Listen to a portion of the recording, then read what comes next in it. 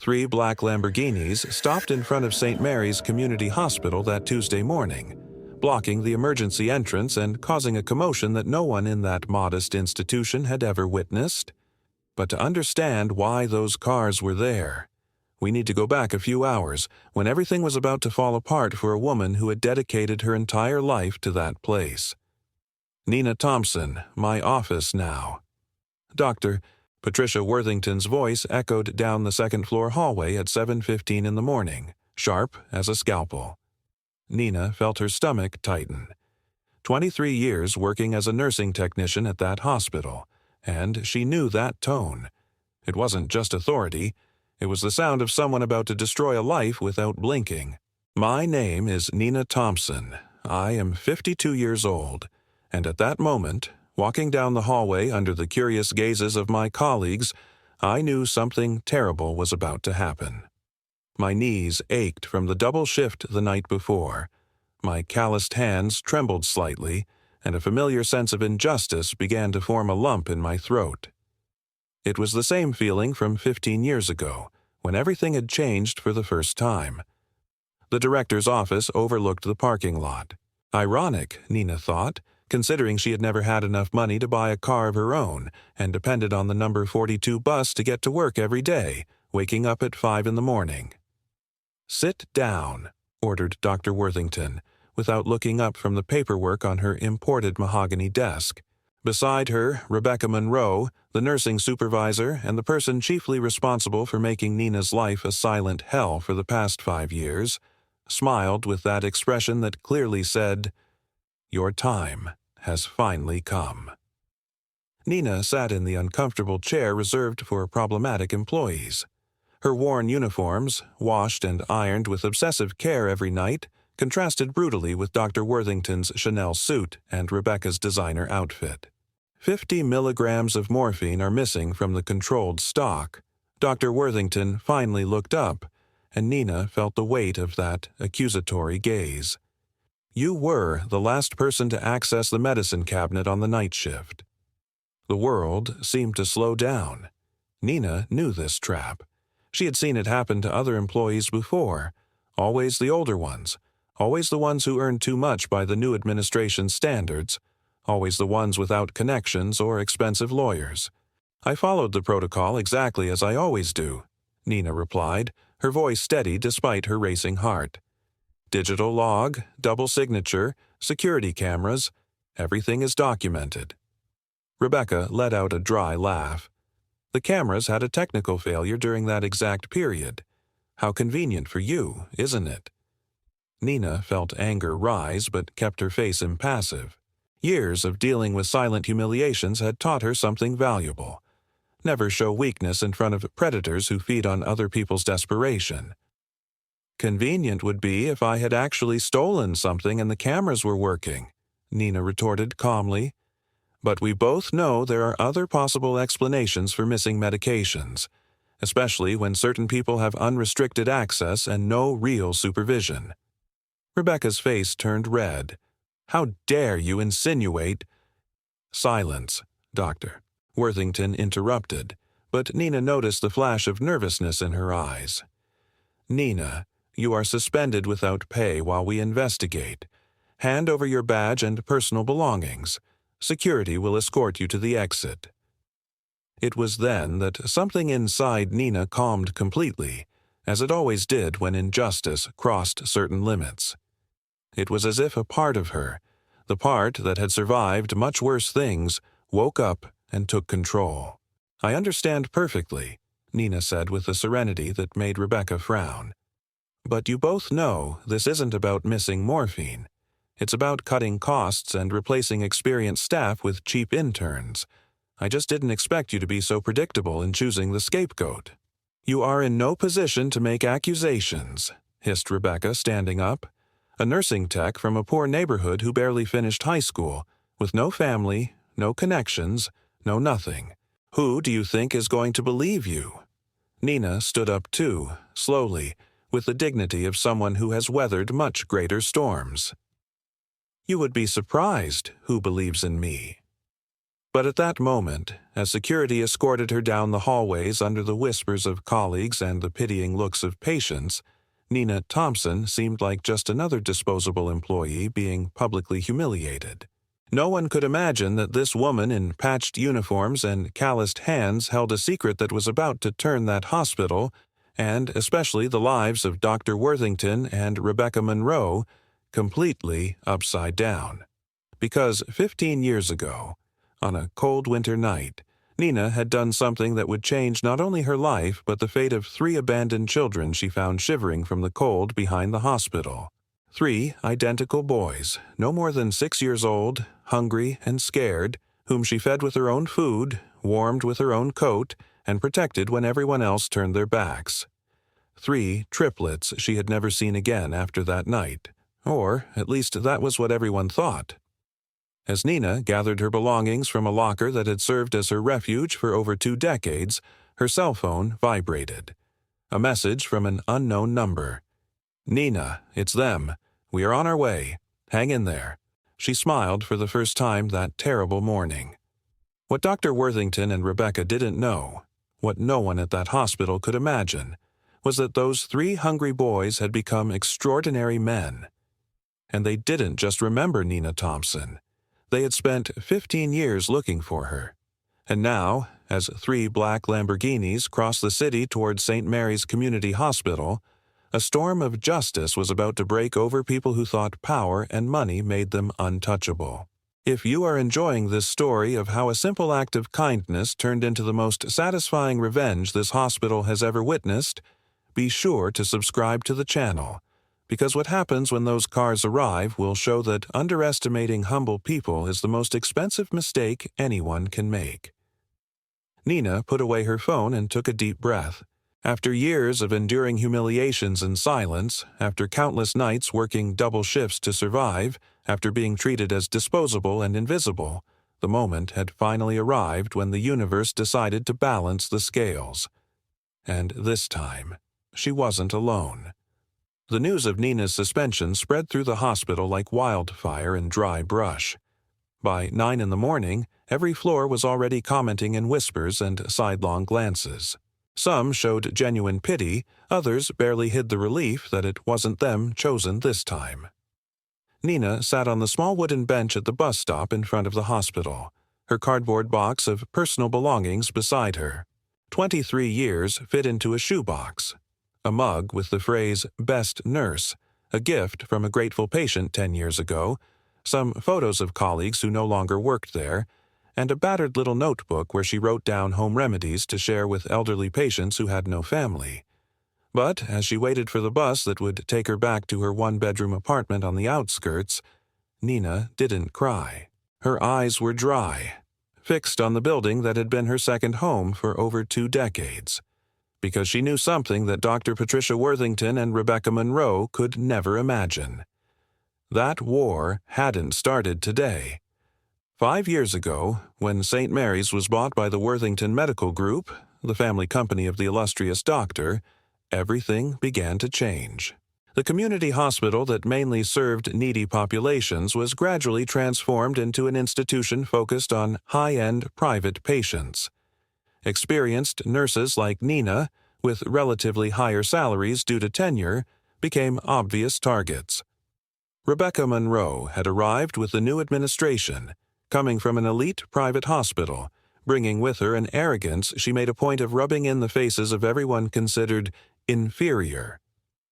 To her, nursing technicians like Nina were replaceable labor, especially those who dared to question dubious protocols or point out irregularities.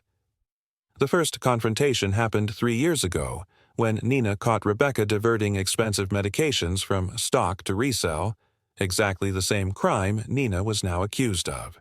But when she took her suspicions to Dr. Worthington, she was met with icy disdain. "Do you have concrete proof of these serious accusations, Miss Thompson?" Dr. Worthington had asked that day, arching a perfectly drawn eyebrow. "Because defaming a member of the administration is grounds for immediate dismissal." Nina didn't have proof back then. She had only seen what she had seen, Rebecca, leaving the medicine storage room after hours, bags visibly heavier, whispered conversations on her cell phone about merchandise and buyers. But without documented evidence, it was the word of a nursing tech against the director's protected supervisor.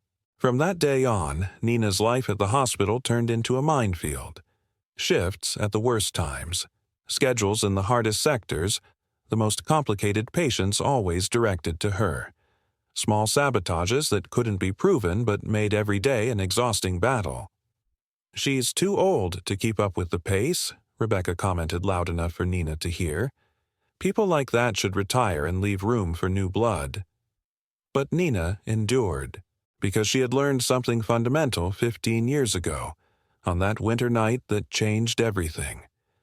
It was December, 3 days before Christmas.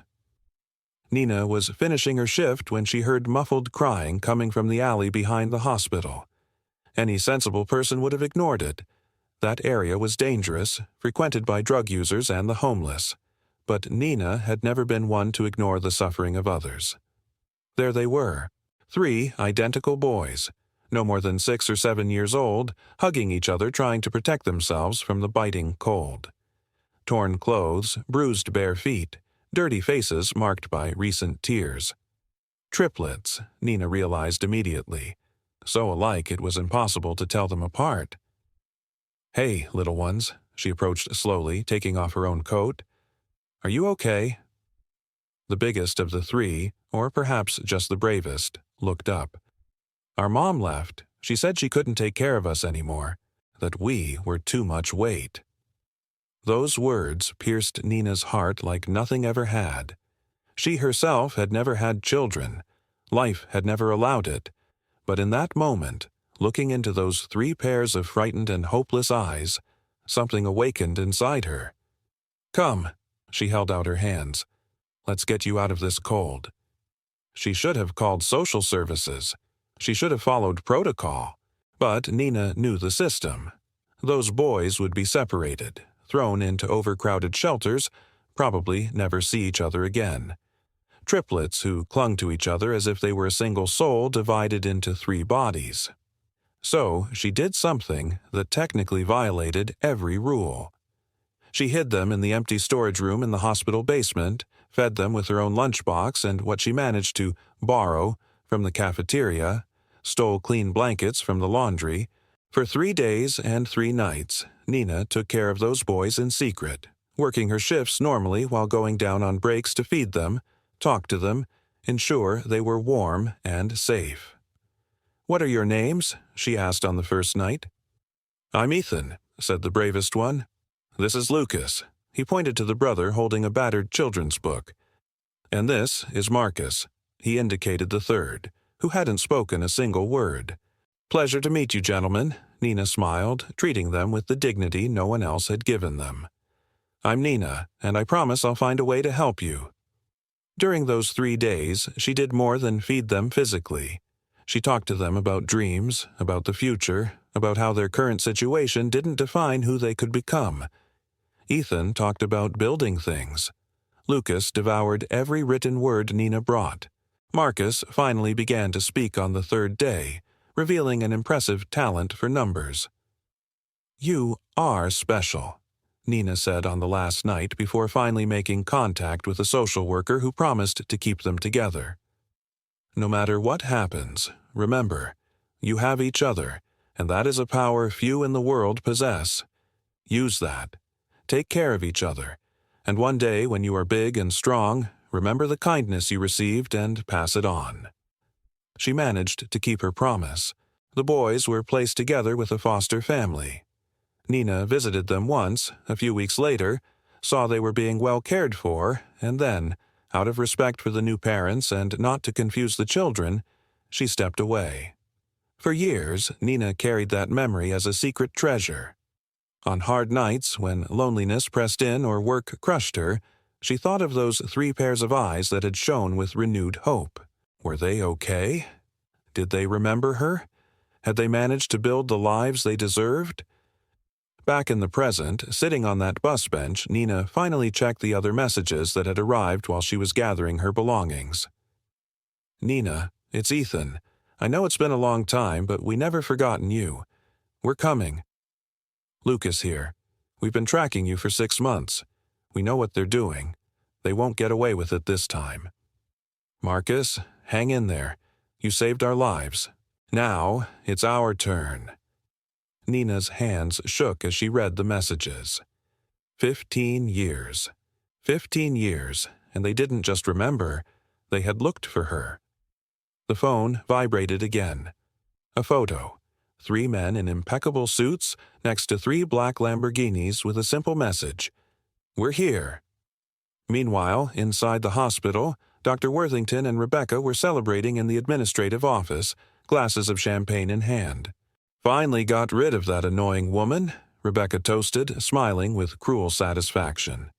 Another old piece of junk out of the way. Now we can hire 3 interns for her price.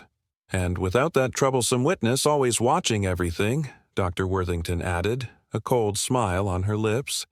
She was always too smart for her own good. People like Nina need to understand their place in the world. Imagine, Rebecca laughed, a nursing tech with no formal education, no family, no nothing, thinking she can question our administration, as if anyone would believe her. It was exactly at that moment that the secretary rushed in, face pale. Dr. Worthington, there are 3 men at reception demanding to speak with you. They arrived in Lamborghinis and are causing a scene. They say they won't leave until they get justice for Nina Thompson. Rebecca's smile froze. What? And there's more, the secretary gulped. They brought lawyers, an entire team, and they are asking for access to all medication audit records for the last 5 years, plus security footage, including the ones that supposedly failed yesterday. The glass slipped from Dr. Worthington's fingers, shattering on the floor into 1,000 pieces. The sound echoed in the heavy silence that settled in the office. Because in that moment, for the first time in 5 years of systematic terror against defenseless employees, for the first time in 3 decades of using influence and money to escape consequences, Patricia Worthington felt something she had never experienced before. Fear. What she didn't know, what neither of those arrogant women could imagine, was that those 3 men at reception weren't ordinary visitors. They were 3 brothers who had built an empire of technology and investments from scratch, starting literally from nothing. 3 triplets who became billionaires before 30. 3 men who had spent the last 6 months meticulously investigating every rotten corner of that hospital, gathering evidence, hiring the best lawyers, preparing a storm of justice that would make that place shake to its foundations. And all this because of a humble woman who, 15 years ago, chose to see 3 invisible children and treat them as if they were worth more than all the gold in the world.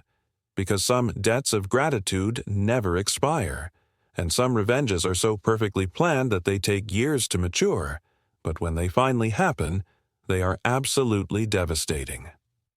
Ethan, Lucas, and Marcus Carter entered the lobby of St. Mary's Community Hospital like a force of nature impossible to ignore. Tailored suits, confident posture, and an energy that made anyone realize immediately, these were not ordinary men. The lobby, usually busy but orderly, turned into silent chaos. Nurses stopped in the middle of their charts. Patients in the waiting room momentarily forgot their pain. Even the security guards, usually indifferent to visitors, instinctively straightened up.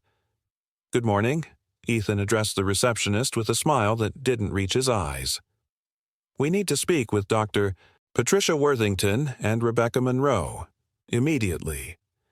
The receptionist, a young woman named Ashley who had always been kind to Nina, blinked nervously. "Gentlemen, you need to schedule and—" "We aren't asking," Lucas interrupted calmly, placing a business card on the counter. "We are informing. 5 minutes. Or our legal team starts issuing subpoenas that will make this day extremely uncomfortable for everyone involved in the administration of this hospital." Ashley took the card with trembling hands. Her eyes widened as she read, "Lucas Carter, CEO, Carter Tech Industries. Estimated net worth, $2.3 billion. "My God," she whispered. Marcus, the quietest of the 3, leaned in slightly. And before anyone considers making us wait or treating us with disdain, I inform you that this conversation is being recorded, broadcast live to our lawyers, and any attempted obstruction will be documented for use in future proceedings. He pointed discreetly to 3 tiny cameras on their lapels. Cutting-edge technology, practically invisible, capturing everything in high definition. From the second-floor hallway, where she had watched the arrival from the window, Dr. Worthington came down with Rebecca by her side. They tried to maintain an appearance of control, but anyone who knew them would notice the signs. Steps slightly too hurried, shoulders too rigid, forced smiles stretching faces that would prefer to show irritation. "Gentlemen," Dr. Worthington extended her hand with false professional cordiality. "I am the director of this hospital. How can I help you?" None of the 3 accepted the handshake. Worthington's arm hung in the air for an awkward moment before she retracted it, a red flush rising up her neck. "You can start," Ethan said coldly, "by explaining why an exemplary employee of 23 years was suspended under false accusations of theft this morning. Nina Thompson. I believe you know the name." Rebecca's face paled, but she tried to maintain arrogance. "That is an internal hospital matter. It does not concern—" "It concerns us," Marcus cut in, his voice low but carrying enough weight to make Rebecca take half a step back. "Nina Thompson saved our lives 15 years ago, and when we discovered, 6 months ago, that she was being systematically tortured and groomed to be discarded from this hospital, we decided it was time to return the favor." Lucas opened a leather folder. "You think you were smart. Cameras failing conveniently, medications disappearing, blaming the oldest employee, with no family, no resources to defend herself." He smiled without humor. "But you forgot one important detail." "What?" Dr. Worthington asked, trying to sound authoritative but failing miserably. "People with nothing to lose are the most dangerous," Ethan replied, "and people with everything to be grateful for are the most relentless. We are the perfect combination of the two." 6 months ago, on a sleepless night in his Manhattan penthouse, Ethan had done something he had been putting off for years.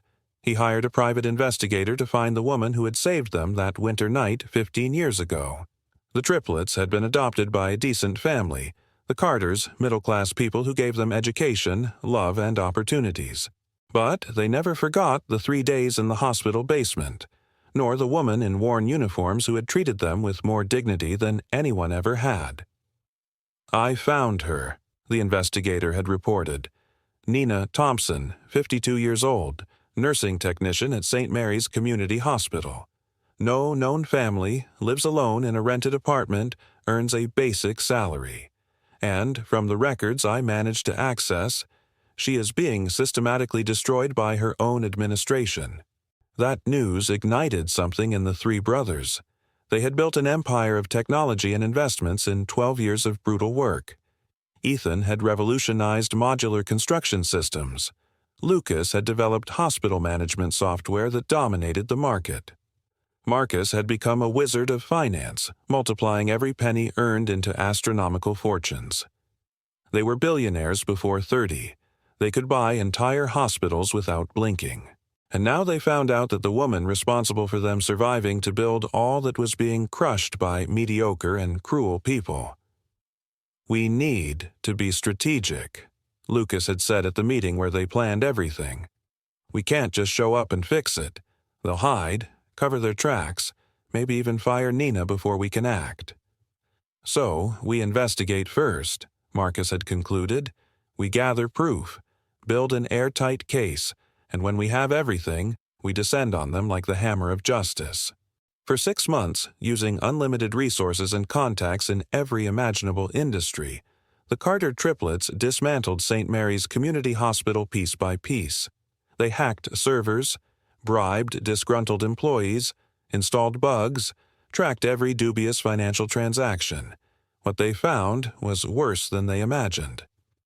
"Gentlemen," Dr. Worthington tried to regain authority, "I understand you have gratitude for Ms. Thompson, but that doesn't change the fact that medications are missing and 50 milligrams of morphine," Lucas interrupted, consulting documents. Registered as missing yesterday. Interesting, considering that your inventory system, which my company, by the way, provides to hundreds of hospitals, clearly shows that this same amount was requisitioned by Rebecca Monroe 3 times in the last 2 months, always outside standard protocol, always without proper documentation. Rebecca turned white as a sheet. More interesting still, Marcus continued, picking up another document, is that we discovered an offshore account in the Cayman Islands in the name of a certain PM Consulting, initials curiously identical to Patricia Worthington, receiving regular deposits from a pharmaceutical company that, coincidentally, is the only approved supplier for this hospital, despite charging prices 40% above the market average. This is absurd, Doctor, Worthington stammered. You can't prove. We can, Ethan smiled coldly, and we will. But first, we want Nina back, with a formal apology, financial compensation for emotional distress, and this whole suspension farce reversed immediately. And if we refuse? Rebecca tried one last flash of arrogance. Then, Lucas opened the tablet he was carrying. This story we prepared, detailing drug diversion schemes, systematic overbilling, and labor persecution, goes to every major media outlet in the city in exactly... He checked his watch. 3 minutes and 20 seconds. Along with, Marcus added, criminal charges, federal audits, and investigations by every relevant regulatory agency. I have friends at the FBI who would love to chat about fraud in healthcare institutions. The silence that settled was so thick it could be cut with a scalpel. Around them, hospital staff had completely stopped their activities, some recording discreetly with cell phones, others simply watching in astonishment the public humiliation of the 2 women who had terrorized that place for years. Dr. Worthington opened her mouth, closed it, opened it again. For the first time in her privileged life, there was no way out. There was no lawyer expensive enough, no connection powerful enough, no amount of money capable of buying her way out of that situation. You don't understand, she finally whispered, all arrogance evaporated. You can't do this. My family. My reputation. Nina Thompson, Ethan said slowly, as if speaking to a child, worked 23 years at this hospital, saved countless lives, trained dozens of nurses, never missed a single day. And you threw her away like garbage. So, yes, we can do this, and we will. That was when Ashley, the receptionist, who until then had watched everything in silent shock, spoke. She's here. Everyone turned. Nina Thompson was standing at the hospital entrance, her box of belongings still in her hands, eyes wide as she processed the scene before her. 15 years. 15 years since that night she had fed 3 hungry boys with her own food. 15 years since she taught 3 scared children that dignity didn't depend on money or social standing. And there they were, grown, powerful, back. Nina. Ethan walked up to her, and for the first time his voice lost all coldness, filling with emotion. Sorry we took so long to find you. Nina's legs went weak. Lucas held her arm gently, guiding her to a chair. Marcus knelt beside her, holding her hand with reverence. You, Nina whispered, eyes filling with tears. You are my boys? We always were, Lucas smiled, his eyes also damp. And we always will be. Around them, the whole hospital watched. Some employees cried openly. Others smiled with satisfaction seeing Dr. Worthington and Rebecca completely defeated, exposed, humiliated in front of everyone they had mistreated and ignored for years. But the story was far from over. Because while Nina embraced those 3 men who had been scared children in her arms so long ago, while tears of reunion ran down faces marked by time and struggle, an even bigger storm was just beginning to form. The Carter triplets hadn't come just to confront. They had come to completely destroy and rebuild from scratch. And what would happen in the next few hours would prove that underestimating quiet kindness was the most expensive mistake anyone could make. Because justice, when it finally arrives, doesn't come alone. It comes accompanied by consequences that echo for years, and this time, no one would escape unscathed. The conference room on the second floor of St. Mary's had never been used for anything like this. Nina sat at the head of the table, still processing the impossibility of it all, while Ethan, Lucas, and Marcus organized documents, laptops, and evidence like generals preparing for battle. First, Ethan began, opening a presentation on the room's screen. "You need to understand what we discovered over the last 6 months, Nina, because this goes far beyond missing morphine or cameras conveniently broken." The first image on the screen made Nina gasp.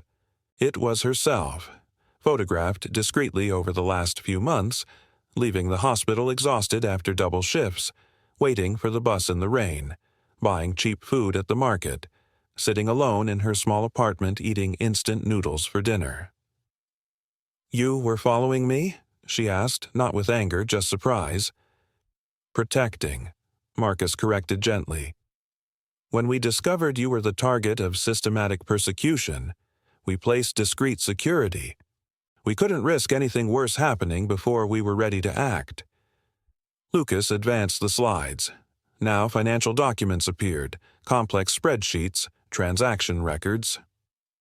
St. Mary's Community Hospital was bought by the Worthington Medical Group 5 years ago for $8 million. At the time, it was a financially healthy community hospital, serving a low-income population, but with an excellent reputation. "In 5 years," Ethan continued, "Dr. Worthington turned this place into a profit machine at the expense of patients and staff. Look at the numbers: firing experienced staff, replacing them with underpaid interns, price hikes on basic procedures, exclusive contracts with overpriced suppliers."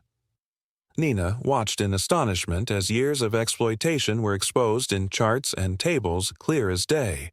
She had always known something was wrong, always felt the gradual squeeze on her skin, but seeing it all documented like this was shocking. Rebecca Monroe, Marcus brought up a new page, is not just a nursing supervisor. She is a silent partner in the pharmaceutical company that supplies medicines to this hospital. She literally profits from every pill bought while diverting others for resale on the black market. Bank documents appeared on the screen. Regular deposits, suspicious transfers, a web of corruption so clear even a child would understand. But the worst part, Lucas said with controlled anger, is how they treated loyal employees. "Nina, you weren't the first. In the last 3 years, 12 veteran employees were fired under similar false accusations. All those who questioned, all who threatened to expose irregularities." He opened a folder with names and photos. Nina recognized every face, beloved colleagues who had disappeared mysteriously, always under clouds of scandal and shame. Her heart tightened. "They destroyed lives," she whispered, "for money, for convenience, for power," Ethan corrected, "because they could, because they thought no one cared about humble people enough to do anything about it." A knock on the door interrupted. Ashley, the receptionist, entered nervously. "Sorry to interrupt, but there are more people wanting to testify. Employees, patients. They say they want to help Nina." Marcus smiled. "Send them in." What happened over the next 40 minutes was extraordinary. One by one, St. Mary's employees entered that conference room and told their stories. Maria, a nurse on the 3rd floor, 48 years old. "Nina trained me when I started here 10 years ago. Rebecca offered me bonuses if I lied about her in internal evaluations. I refused. My salary has been frozen since then." Dr. James Patterson, resident physician. "I witnessed Rebecca leaving with bags from the medicine storage room after hours 3 times. When I mentioned it to Dr. Worthington, I was transferred to the graveyard shift and my contract will not be renewed this year. Thomas, night security. Those cameras didn't fail. I saw Rebecca turn them off manually. She said it was scheduled maintenance. She offered me $500 not to mention it to anyone." Mrs. Anderson, a longtime patient. "Nina sat by my bed for 3 hours when I found out I had cancer and had no one. It wasn't on her time. She didn't get anything for it. She just stayed, because she knew I needed it. Story after story. Testimony after testimony. Lucas recorded everything meticulously. Marcus took notes. Ethan organized signed statements. What began as personal revenge was turning into a movement of collective justice. Nina cried silently.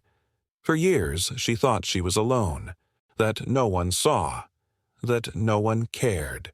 But there was the truth. Dozens of people had noticed, had cared, just didn't have the power or resources to fight back. Until now. We have enough material to destroy them completely, Lucas summarized when the last testimony ended. Criminal, civil, labor lawsuits. Dr. Worthington and Rebecca Monroe will spend the next few years in courts, likely end up bankrupt and possibly in prison. But, Ethan raised a finger, we want it to be spectacular, public, irreversible, not just legal justice, social justice. We want everyone to know exactly who these women are. Marcus opened a new document. So, here is the plan. Tomorrow morning, 10 o'clock, we call a press conference here at the hospital. We invite every media outlet in the city. We reveal everything: documents, testimonies, recordings. Simultaneously, Lucas continued, we trigger lawsuits on 3 different fronts: criminal for fraud and embezzlement, civil for moral and labor damages, regulatory for violation of health standards. And to ensure the message is clear, Ethan concluded, we are offering to buy St. Mary's for double the market value. But with non-negotiable conditions, Nina Thompson will be named Director of Operations. All unjustly fired employees will be invited back with compensation. Rebecca Monroe and Dr. Worthington will be permanently banned from working in any healthcare institution. Nina's eyes widened. You're going to buy the whole hospital? For you? Marcus smiled. We would buy 100 hospitals, 1,000. You saved our lives, Nina. Not just physically, you taught us that we deserve dignity when the whole world said otherwise. That is priceless. But, Nina hesitated, that is too much. I don't know if I can. You can, Ethan interrupted firmly. You've trained nurses for decades. You know this hospital better than any MBA administrator. And more importantly, you genuinely care about patients and staff. That is exactly the kind of leadership places like this need. From the hallway, agitated voices approached. Someone knocked on the door frantically before opening it without permission. It was Dr. Worthington's assistant, face red with panic. Dr. Worthington is asking for a private meeting, she gasped. Says she wants to negotiate. The triplets exchanged glances. A slow, predatory smile spread across all 3 faces simultaneously. Interesting, Lucas murmured. Fear makes people show their true character. Tell her, Ethan replied calmly, that we will be happy to hear her. Meeting room, 15 minutes. And she can bring lawyers if she wants. We will certainly bring ours. The meeting that followed was a masterpiece of calculated humiliation. Doctor, Patricia Worthington entered with 3 lawyers from a very expensive firm, all in suits that cost more than Nina's monthly salary. Rebecca accompanied her, trying to keep an appearance of control but failing miserably.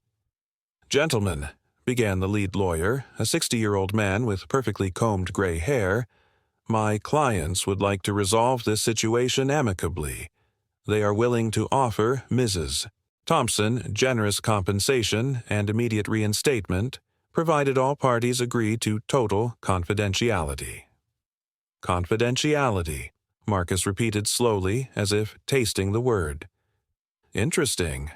How much is silence about financial crimes worth these days? The lawyer paled slightly. There are no crimes, just administrative misunderstandings that can be resolved internally. Misunderstandings, Lucas laughed without humor. Is that what you call systematic diversion of medications? Accounting fraud? Labor persecution? For God's sake, You have low standards for misunderstandings. If you are following this story of how 3 boys saved by simple kindness grew up to become relentless avengers of injustice, don't forget to subscribe to the channel, because what is about to happen will redefine the meaning of justice served cold. Dr. Worthington finally spoke, voice trembling slightly. Look, we all make mistakes.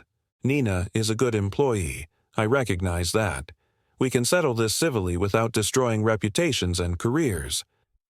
Reputations, Ethan repeated, leaning forward. You worry about reputation. How interesting. Do you know how many nights Nina spent awake worrying about bills she couldn't pay because you froze her salary? Do you know how many times she was publicly humiliated by you, her reputation tarnished, her decades of work reduced to nothing? Heavy silence. So here is what is going to happen. Lucas opened a folder with documents already prepared. You are going to sign a full confession. You are going to resign immediately. You are going to return all embezzled money. And you are going to accept a permanent ban from the healthcare industry. And if we refuse? Rebecca asked, a last spark of arrogance. Marcus smiled coldly. Then tomorrow, when the press arrives, we will hand over not just evidence of financial crimes, but also recordings of you, and we have many, mocking poor patients, planning strategic firings, laughing about how easy it was to exploit employees without resources to fight back. He pressed play on a laptop. Crystal clear audio filled the room. Worthington and Rebecca's voices recorded weeks ago. People like Nina are disposable, Rebecca's voice echoed. No one cares about old nursing techs. We can invent any accusation and they have no way to defend themselves. Exactly, responded Worthington on the recording. And the best part is, there are always more desperate people wanting a job. We can hire 3 for the price of 1. Cruel laughter. Dr. Worthington's face turned gray. Rebecca started to cry. So, Ethan concluded, choose.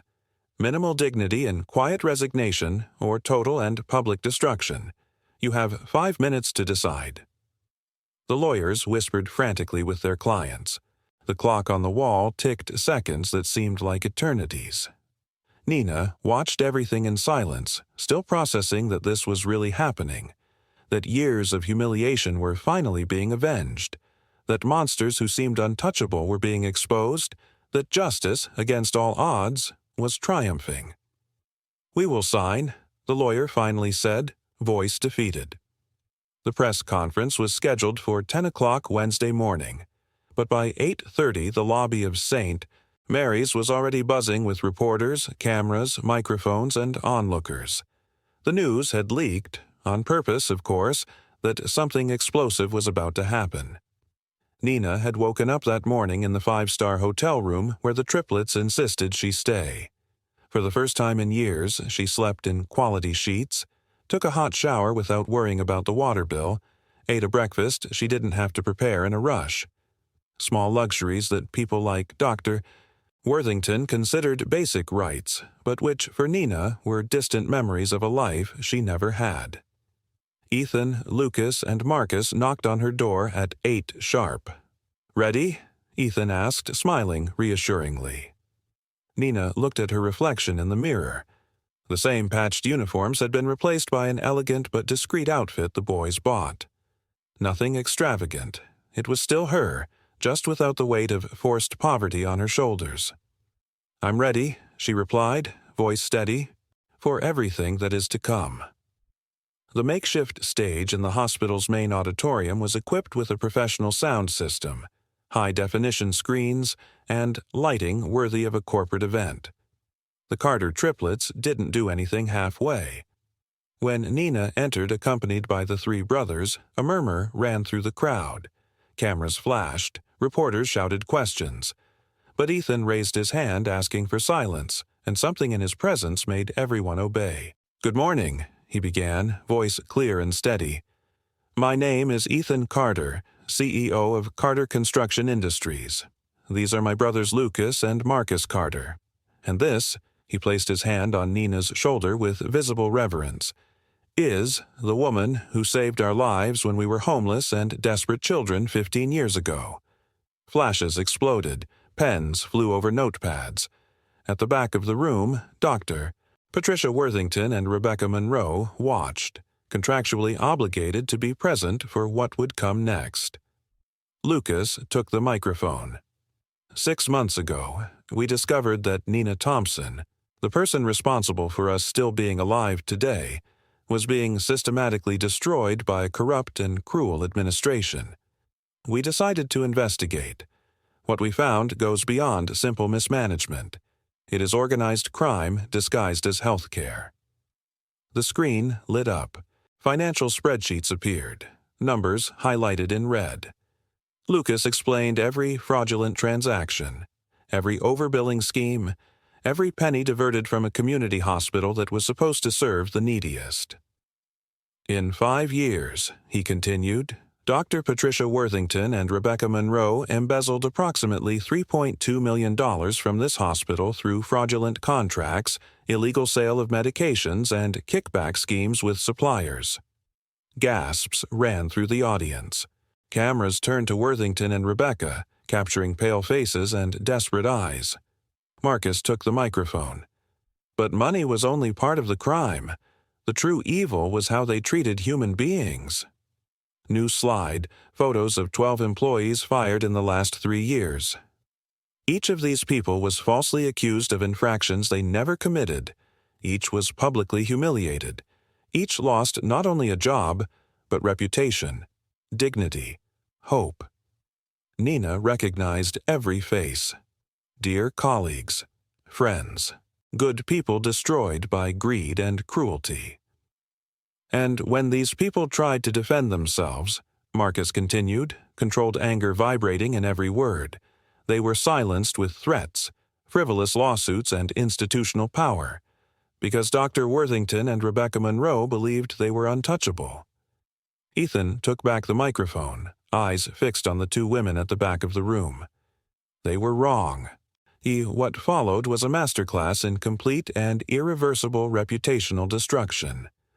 Audio recordings played, Worthington and Rebecca planning strategic firings, laughing about exploiting vulnerable employees, mocking poor patients who had no choice but to accept overpriced treatment.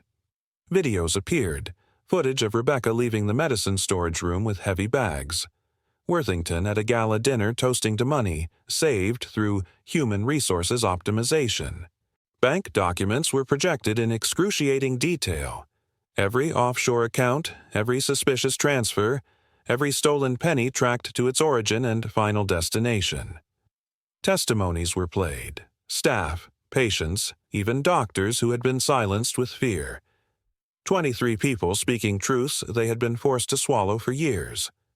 The room was absolutely silent except for the voices in the recordings and videos. Reporters who normally interrupted with questions were paralyzed, processing the magnitude of what they were witnessing. "But here is the part that angers me most," Ethan said, voice low but carrying weight that made every person in the room lean forward. While these 2 women stole millions and destroyed lives, Nina Thompson, who earned minimum wage and worked double shifts, used her own money to buy extra food for patients who had no family, stayed past her shift without pay to hold the hands of scared elderly people, trained dozens of nurses with patience and care that no formal program could teach. New slide appeared, a collage of photos of Nina over the years, always in the background of staff photos, always in worn uniforms, always with a tired but genuine smile, always invisible to those who had the power to recognize and value her. "This woman," Lucas said, voice choked up, "saved 3 homeless children 15 years ago, not because she had to, not because she would gain anything, but because she saw human beings where others saw disposable problems. She gave us food when she was hungry, gave us warmth when she didn't have a spare coat, gave us dignity when the whole world said we were worth nothing." Marcus cleared his throat, clearly emotional. "And these 2 women," he pointed to Worthington and Rebecca, tried to destroy her, because she dared to witness their crimes, because she represented everything they despised: genuine kindness, unwavering integrity, silent strength. At the back of the room, Rebecca began to cry. Worthington maintained a rigid posture, but even from afar it was possible to see tremors running through her body. Ethan walked over to Nina, took her hand, and led her to the microphone. "Nina, is there anything you want to say?" Nina looked at that room full of strangers, cameras, reporters. She looked at the two women who had made years of her life a silent hell. She thought of all the destroyed colleagues, all the mistreated patients, all the injustices swallowed because there was no alternative. "I didn't do this for recognition," she began, voice trembling slightly but firm. "I took care of Ethan, Lucas, and Marcus because it was right. I worked at this hospital for 23 years because I believed in serving the community, and when I saw wrong things happening, I spoke up because silence in the face of injustice is complicity." She took a deep breath. "Dr. Worthington and Rebecca Monroe didn't destroy me because I was a threat to the hospital. They destroyed me because I was a witness to their crimes, because my existence was a constant reminder that character cannot be bought with money or position." Nina turned to face them directly. "You thought I was invisible, disposable, worthless. But the truth is that people like me, who work in silence, who care without expecting a return, who maintain integrity even when it costs dearly, we are what keeps the world running, while people like you only exploit it." The room exploded in applause. Reporters shouted questions. Cameras focused on Worthington and Rebecca, capturing complete humiliation for national broadcast. Lucas raised his hand again, asking for silence. "One last thing. Last night, Carter Holdings Ltd. completed the acquisition of St. Mary's Community Hospital for the value of $18 million, more than double the market value. Effective immediately, Nina Thompson is named Director of Operations with a salary of $200,000 annually plus equity participation." More gasps, more flashes. Nina was in shock.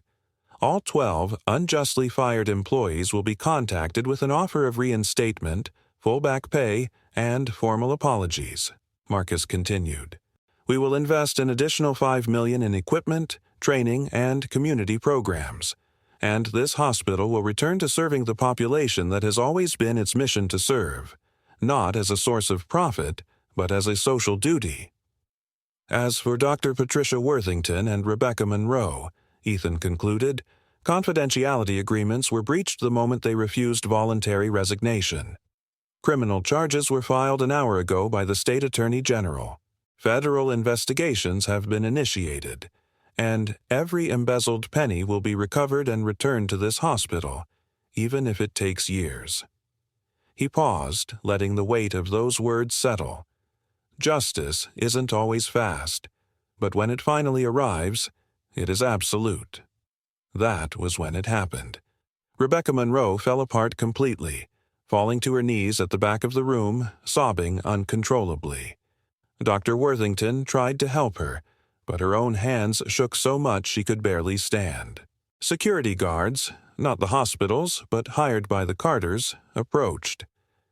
"Ladies, police officers are waiting at the exit to escort you for formal questioning." The walk of those two women down the hospital corridor they had commanded with an iron fist was recorded by dozens of cameras. Employees they had terrorized watched in silence. Some cried, others smiled with grim satisfaction.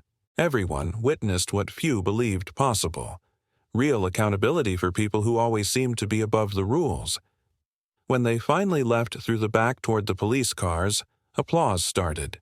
It started low, hesitant, almost in disbelief, but it grew, it spread, it filled hallways, rooms, entire floors.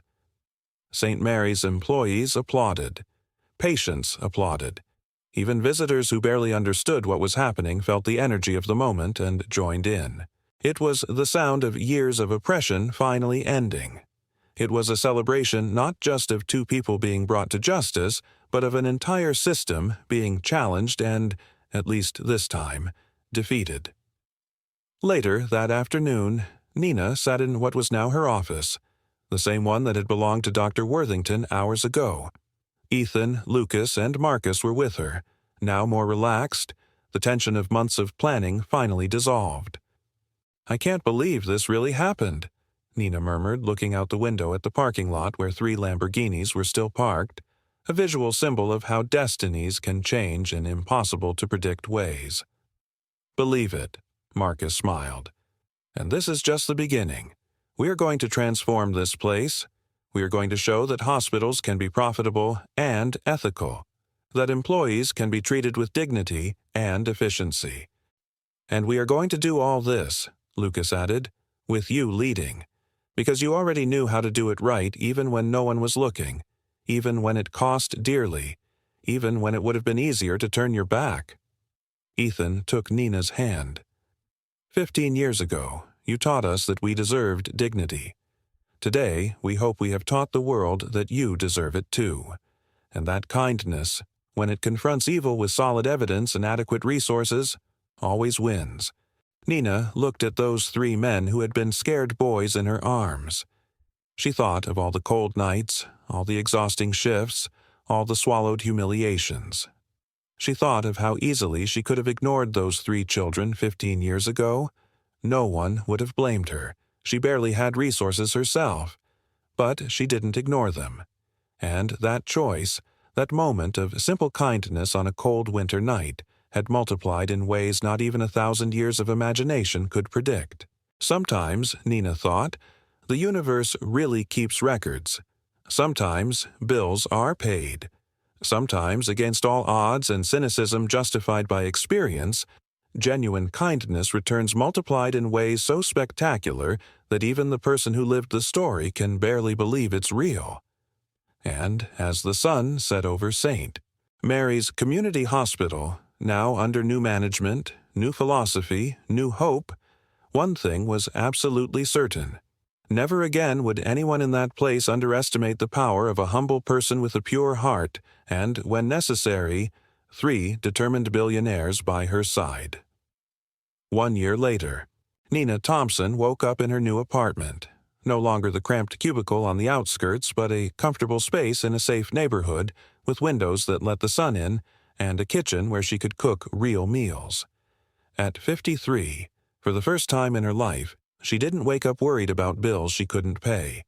But most importantly, she woke up excited to go to work.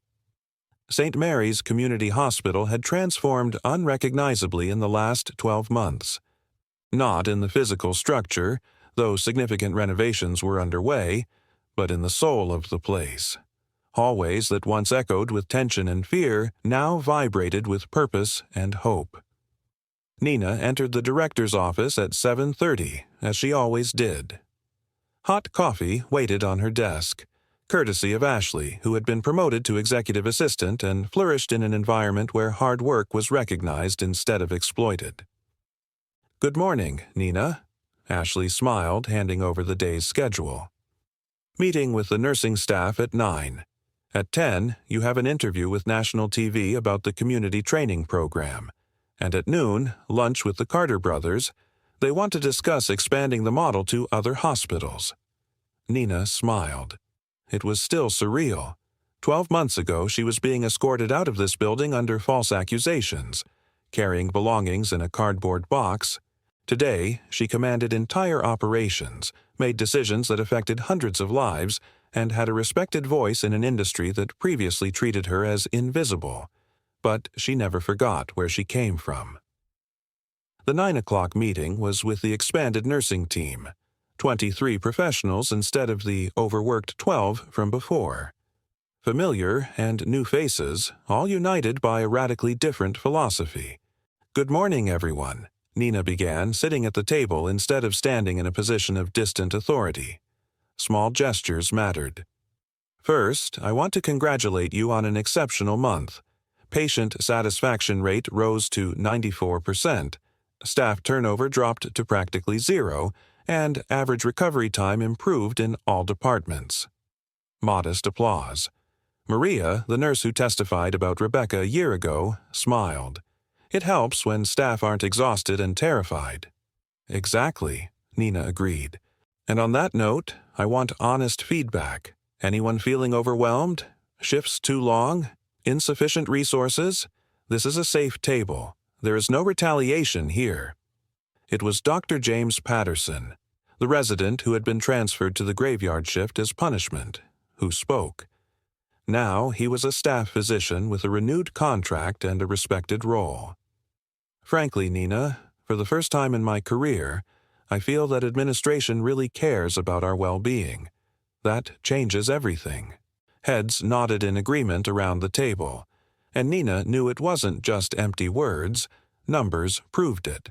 Since the change in management, medical leave for stress dropped 73%. Resignations were rare. Applicants for vacancies tripled because the reputation had spread.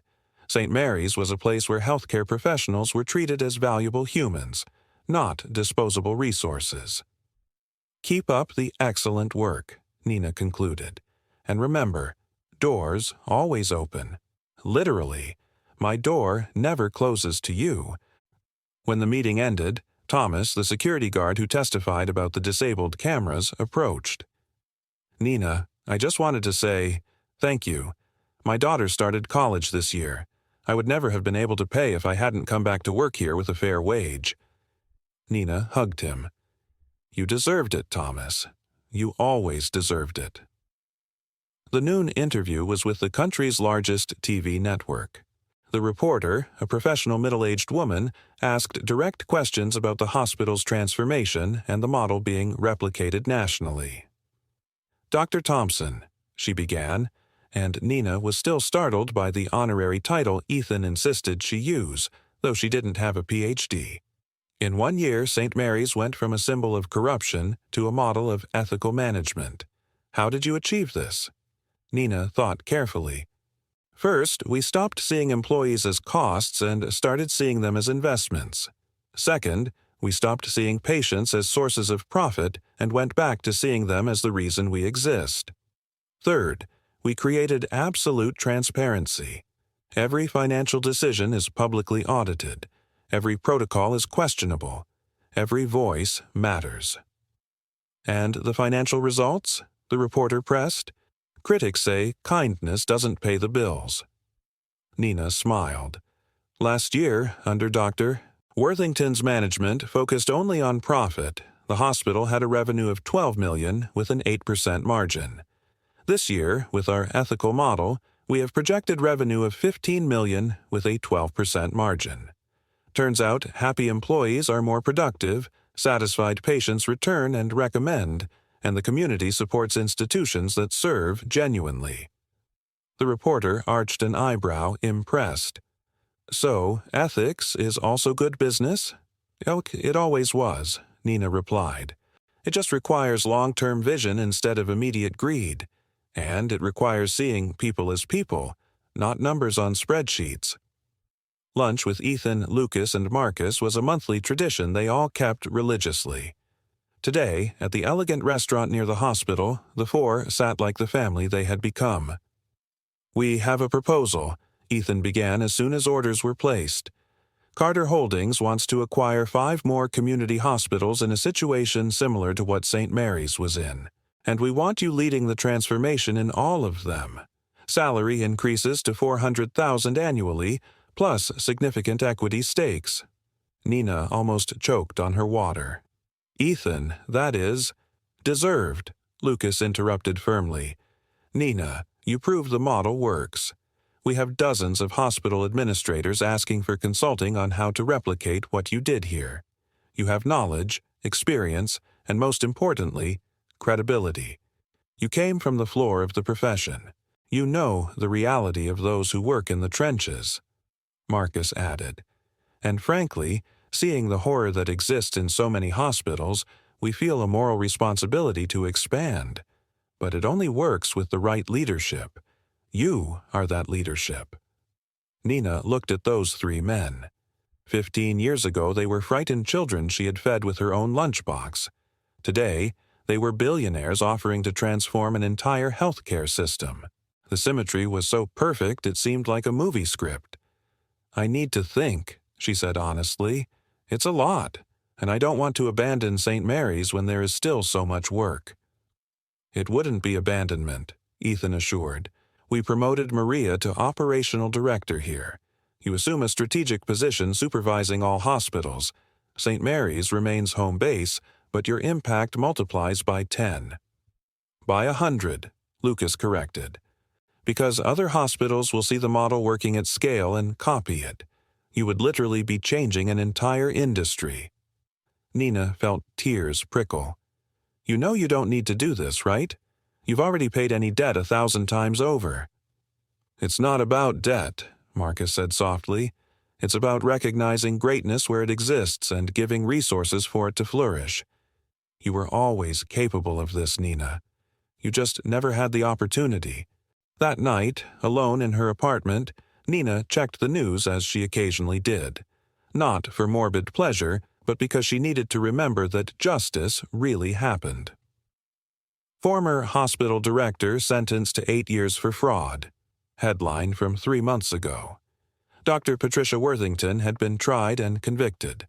Lost her medical license permanently. Lost her mansion, cars, bank account. Everything confiscated for restitution. Lost friends, status, reputation built on decades of privilege. The last media photo showed an unrecognizable woman. Gray hair without expensive dye, aged face without cosmetic procedures, simple clothes of a criminal defendant. She had served 5 months so far in federal prison, still had years to go. Rebecca Monroe declares bankruptcy, loses everything in civil settlements. News from 2 months ago. Rebecca hadn't been imprisoned like Worthington. She agreed to testify in exchange for probation, but the consequences were devastating in other ways. Lost her house, lost savings, lost any chance of working in healthcare again. The last photo of Rebecca circulating on the internet showed her working at a supermarket as a cashier, the only job she could get after being banned from the profession. The contrast with the arrogant woman in designer suits who mocked disposable employees was so brutal that even Nina, who had suffered at her hands, felt a pang of compassion. But only a pang, because she remembered the 12 employees whose lives were destroyed, remembered the exploited patients, remembered years of systematic humiliation. Consequences, Nina reflected, weren't revenge. They were balance restored. They were the world, finally working as it should. 6 months after that conversation, Nina accepted the proposal. She became Executive Director of Operations for the Carter Healthcare Network, a network of community hospitals committed to an ethical and profitable model simultaneously. On her first day visiting the second hospital in the network, Nina met a nursing technician of 50 named Gloria. Worked there for 22 years, patched uniforms, tired eyes, but a genuine smile when talking about patients. Nina saw herself in those eyes. "Gloria," she said after watching her work for hours. "How much do you make a month?" "Minimum wage, ma'am," Gloria replied without bitterness, just acceptance of a reality she knew. "Starting tomorrow," Nina announced, "your salary doubles, and I want you to start a leadership training program. People like you, who know the real work, who genuinely care, are the future of this network." Gloria started to cry. No one ever saw me like this." "I see you," Nina replied, hugging her, "because I was you. And if someone hadn't seen me too, I would never be here today." 3 years after that Tuesday morning when 3 Lamborghinis pulled up in front of St. Mary's, Nina sat on the stage of a national healthcare conference. Beside her, Ethan, Lucas, and Marcus, an audience of over 2,000 hospital administrators from across the country. "The question I always get," Nina spoke into the microphone, "is how to balance profit with ethics. And my answer is always the same. That is the wrong question. The right question is, how to build systems where financial success and human treatment are not opposites, but natural consequences of each other." She clicked to the next slide. Charts showing 9 hospitals under the Carter healthcare model. All profitable. All with employee satisfaction above 90%. All serving needy communities. 3 years ago, I was a nursing technician earning minimum wage, being prepared for firing under false charges. Today, I run a network of hospitals that prove daily that human dignity and professional excellence aren't luxuries. They are the foundations of truly successful institutions. Applause filled the auditorium. And none of this, Nina continued when silence returned, happened because I was special. It happened because 3 boys I saved 15 years ago grew up, remembered, and decided that kindness deserved to be rewarded instead of punished. Ethan took the microphone. But here's the truth every administrator in this room needs to understand. Stories like Nina's happen every day. Good people being crushed by bad systems. Dedicated workers being discarded by greedy managers. Vulnerable patients being exploited by institutions that forgot their original mission. Lucas continued. And while Nina's story had a happy ending because we had resources to intervene, thousands of other Ninas exist right now, being humiliated, exploited, prepared for disposal. The question is, will you be Dr. Worthington, or will you be part of the solution? Marcus finished. Because in the end, we all answer for our actions. Maybe not immediately, maybe not obviously. But eventually, the choices we make, treating people as commodities or as humans with dignity, return in ways impossible to predict. Nina looked at the audience of attentive faces. Some seemed uncomfortable, probably recognizing their own practices reflected in the story. Others seemed inspired. Everyone, at least, was listening. And listening was the first step to change. That night, at a private dinner after the conference, the 4 toasted with modest wine. Nina had never developed a taste for excessive luxuries, even now that she could afford them. To 15 years, Ethan raised his glass. To 3 days in a hospital basement. To stolen blankets and shared lunchboxes. To everything that seemed small at the time, but changed everything. To the woman who taught us, Lucas added, that dignity doesn't depend on where you sleep or how much money you have. That true strength grows in silence and blooms when least expected. And to justice, Marcus concluded, that sometimes takes time, but when it arrives, it is absolute and transformative. Glasses touched with the delicate sound of crystal. Nina looked at those 3 men. No longer scared boys, but warriors of justice who had chosen to use power to balance scales instead of tipping them further. She thought of Dr. Worthington serving prison time. Thought of Rebecca working as a cashier, living the life she previously despised. Thought of 12 employees reinstated and thriving. Thought of 9 hospitals now operating with integrity. And she thought of the lesson that had taken 53 years and a brutal path to learn completely.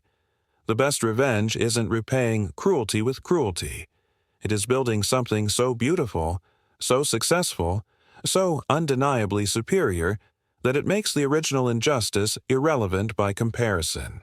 It is proving that dignity, integrity, and kindness are not weaknesses to be exploited, but forces that build empires when combined with opportunity and resources.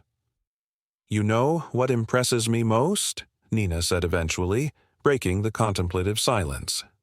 It's not that you came back. It's not that you got justice. It's that you turned trauma into a mission, that you used privilege to lift others instead of crushing them more. We learned from the best, Ethan smiled, and it was true. Because 15 years ago, on a cold winter night, Nina Thompson didn't just feed 3 hungry children. She planted seeds of a philosophy that would grow to transform an entire industry. She showed that true power doesn't come from position or money, but from character that remains intact even when no one is watching, even when it costs dearly, even when it seems to make no difference.